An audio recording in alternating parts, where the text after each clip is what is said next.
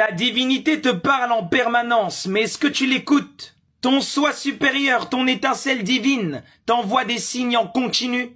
Ce ne sont pas toujours des visions mystiques, ça peut être une intuition soudaine, un blocage imprévu, une sensation de malaise avant un lieu ou une rencontre.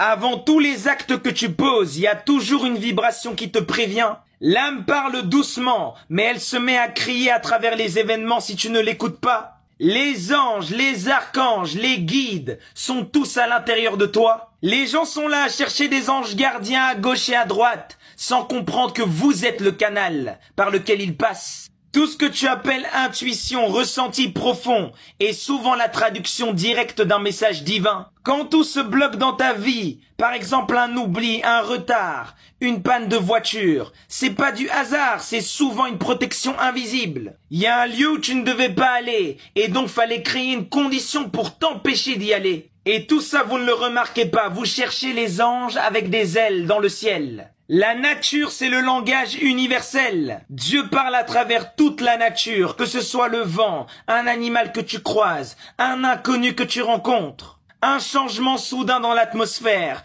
Toute la nature te parle, c'est juste que tu n'écoutes pas.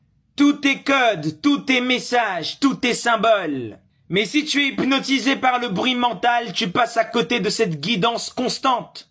Vous cherchez des voyants, des guides, alors que le guide c'est vous-même. L'inconscience coûte cher. Quand tu n'écoutes pas, tu multiplies les épreuves inutiles et les souffrances inutiles. Tout ce que tu ignores en signe doux revient en leçon brutale. La nature ne se venge pas, elle rééquilibre. Elle te réoriente par la friction quand tu refuses la direction subtile. Les signes ne sont pas rares, c'est ton attention qui est rare. Apprends à sentir avant d'agir, apprends à écouter avant de décider. Dieu parle tout le temps, mais seule l'âme silencieuse entend.